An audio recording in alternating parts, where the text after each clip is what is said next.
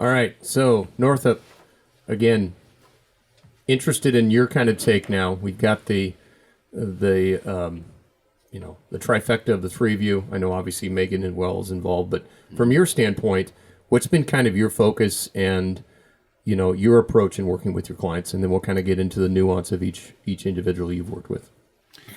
Yeah, a big part of our proven process is after we connect and discover those things, we really want to solve and advocate. So we've had to come up with some creative solutions over the last couple years, and one of those creative solutions we've been looking at finding for a lot of clients is what's really working well is moving our clients to level funded. Now that is a scary transition for some of our clients, and so for some of our clients, especially the smaller ones, that really are a little bit unfamiliar with what exactly that is.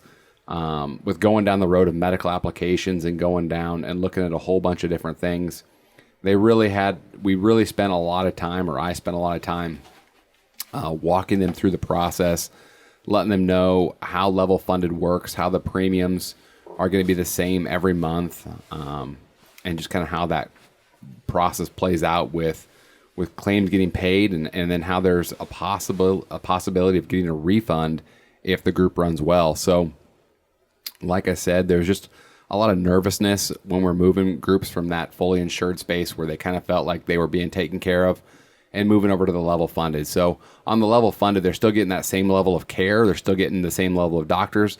Their employees really don't see any difference. And so it's just helping basically comfort the clients and make sure that they are, you're assuring them that they're making a good decision for themselves and for their employees. And that in the end, it's all going to turn out. And so far, I mean, level funded has been an amazing product for us. So many clients are getting refunds. So many clients are seeing smaller renewals. And so it's been just a great experience.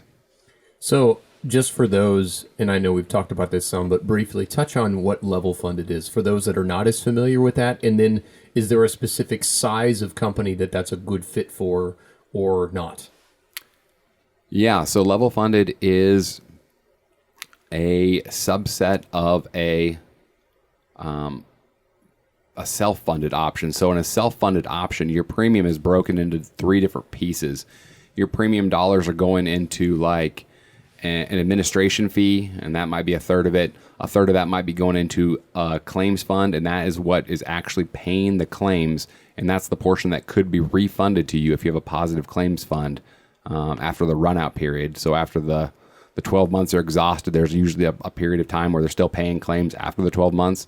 And so after that run-out period, there's that opportunity to get a refund. And then the last part of that thing that makes the whole thing work really smooth is the reinsurance. And so if a group does run into a situation where they were completely healthy and out of the blue, someone has a $100,000, $200,000 claim, it doesn't just kind of topple the whole ship. It gives them that ability. They're still paying the same level monthly premium at the end of the year. If they owe, if they spent $200,000 more than they had in the claims fund, they still can walk away free and clear, and possibly look at going back to a fully insured plan if that's what needs to happen. Awesome. So let's go ahead and talk a little bit about, again, some of the industries you've worked with, and again, some of the case studies and the types of clients you've helped with during this time. Yeah, so I got a pretty wide breadth of clients that we work with. We've got clients that are very large in size, and they've got over 100 employees in the manufacturing area.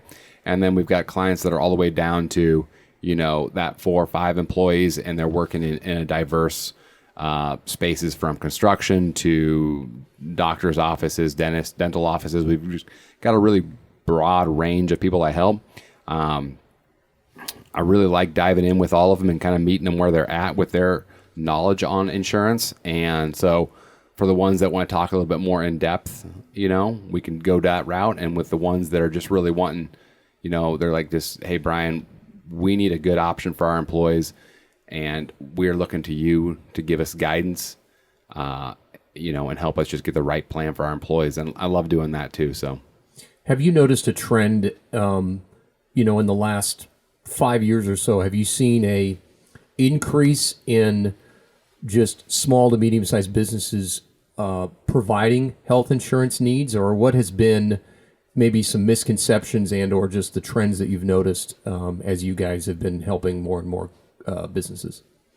Yeah, a lot of employers really do want to provide those employee benefits. They really want to do everything they can to retain their employees and keep their employees from looking elsewhere. You know, a lot of times just simplifying that process, employees don't want to get too overly involved in figuring out the health insurance, figuring out the vision, the dental, short-term disability. They just kind of want to go to work, get their job done, and then know that the employer's got their best interest at heart. And so I think the employers that are stepping up and offering those employee benefits are really seeing a lot better retention, and that's kind of a huge game changer, and that's what's helping them separate themselves from the pack.